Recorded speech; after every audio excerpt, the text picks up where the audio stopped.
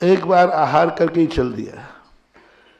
अब बेचारे श्रावक भोजन करेंगे नहीं, चौके में से ही चल दिया, चौके से सीधे ही निकल गए।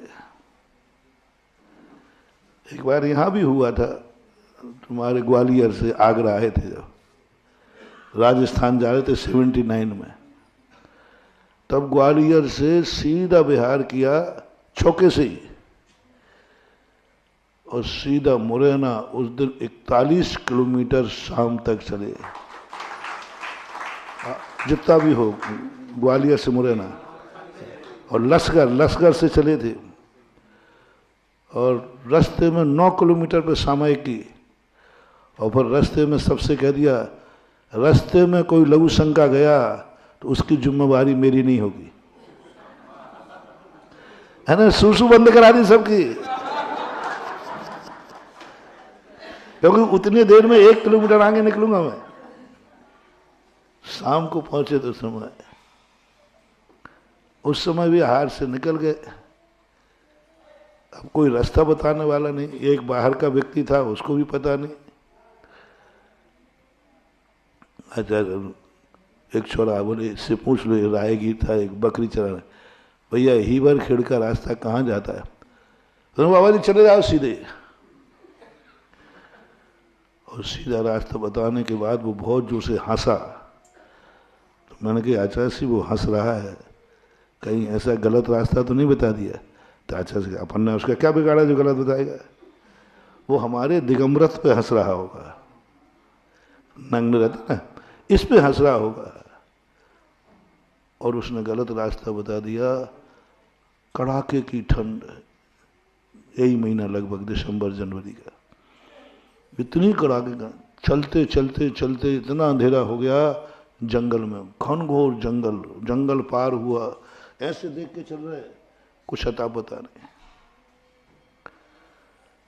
अब क्या करें?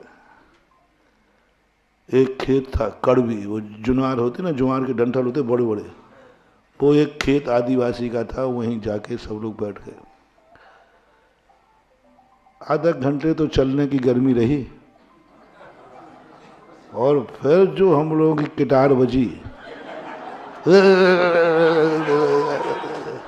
वो किटार अभी भी कानों में झूमती है, रुकने का नाम नहीं ले। कड़ाके की ठंड, इतनी ठंड, भयंकर ठंड।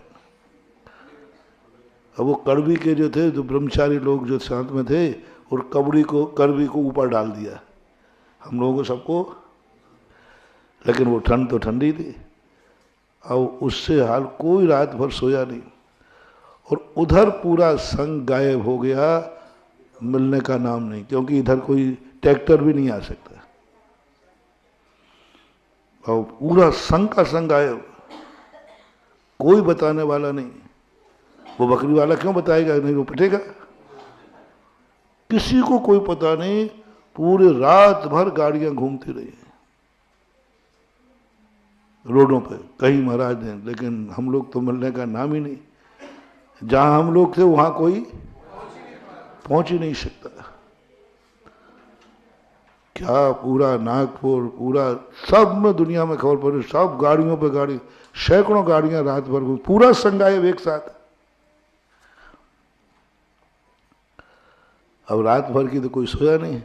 वो ठंड के कारण वो करवी में कांटे होते ऐसे, उसका पत्ता जो होता है ना, पूरे शरीर में, सबके शरीर में खून खून खून खून हो गया।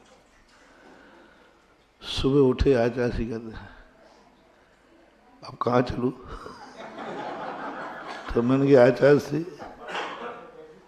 आचार्य श्री आप थोड़ा सा रुक जाते तो श्रावक आ जाते। तो बोले, नहीं, ये मजा कब आएगा? अब उनको तो मजा दिख रहा है।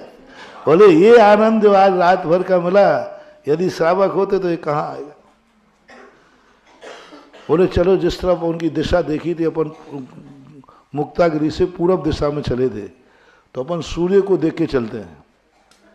तो सूर्य को देख के बढ़ दिया, 3-4 किलोमीटर जाके एक गांव आया।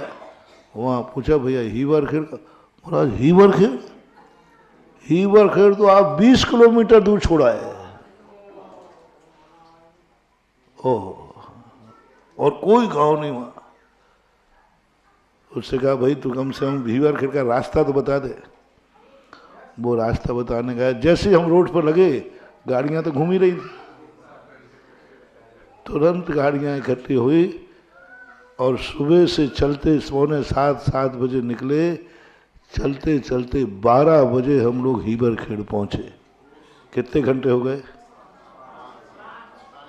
7 बजे 6:45 पे निकल गए थे। अब हमने कहा कि अच्छे गुरु जी के चक्कर में पड़े।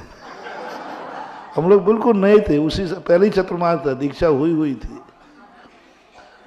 हम लोग भैया अब ऐसे ही निकलने हैं जिंदगी। आपसे में सब हम उम्र के थे ना, सब एक ही क्लास कॉलेज में तो पढ़े हुए थे। तो बस अब वहाँ जाके 12 बज गए। अब भोजन पानी अभी कुछ नहीं मिल रहा है। आज सामयिक का समय हो गया है। अब सामयिक करो। और हम लोग जो नए नए लोग थे इन सबको तो चक्कर आ गया। उसके 2 कारण, एक तो रात में नींद नहीं आई, दूसरा गर्मी चढ़ गई। तो बस जाते ही गिर जाते थे, चक्कर आने लगा। 2-3 महाराजों का। आवाज का ऐसा करो तुम लेट के समय कर लो, सोना मत। और बस आहार के बाद एक सज्जन था छिंदवाड़े का बालक, हम लोग उस समय मीठा वगैरह कुछ लेते नहीं थे। तो आचार्य ने कहा ऐसा करना, आज इनको थोड़ा दूध में बूरा मिला करके दे देना, तो इनका चक्कर, पानी में मत देना, ठंडा करेगा, दूध में दे देना। अब उसने ला के दिया। बोले आज आप मना नहीं करोगे, आचार्य जी ने कहा है। अब जिसको आचार्य जी कहते हैं वो तो हमारा बाप हो जाता, दादा बन जाता। अब मैंने कहा भाई इसमें मैंने थोड़ा सा पिया दूध, तो मैंने कहा हाँ शक्कर डाली है पूरा। मैंने आचार्य से पूछ के डाली। अब मैंने फिर पिया। अब मैं करूं क्या? वो तो गले के अंदर ही नहीं जा रहा, क्योंकि वो सब बूरे की कटोरी नहीं थी, वो नमक की कटोरी थी।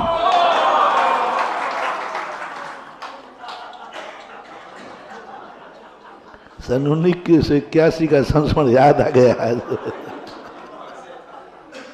अब मैं कहूँ, वो कह रहा हाँ मैंने डाला है। अरे मैंने कहा तेरे बाप मैंने नमक डाला है कि क्या डाला? अब हालत ये है कि यदि मैं नीचे डाल देता हूँ, अब मैं नया मुल्ला था तो नवाज जाना पड़े, तो मैंने कि अंतराय करना पड़ेगा, क्योंकि हाथ में दी हुई वस्तु नीचे नहीं डाल सकते, ऐसा हमें मालूम था। तो अब वो नीचे डाल नहीं सकते कि भाई डाल करके या तो अंतराय करो या पियो। 2 ही रास्ते मेरे पास थे, या तो अंतराय कर दूं और या पियो। अब तुम बताओ, एक कटोरे दूध में, चुल्लक जी कटोरे जैसे इनका है ना, एक में कटोरा भर आप नमक डाल के दिखाओ, फिर कोई पी के दिखाओ तो जाने। और अंतराय करूं तो अभी एक स्थिति खराब हो रही थी, तो जैसे तैसे पिया। लेकिन पछने का तो सवाल नहीं, जैसे पिया, पूरे ही नहीं पिया, उसमें उल्टी हो गई। उल्टी होती बमान हो गया, अंतराय हो गया। तो आचार्य से बोले क्या हो गया?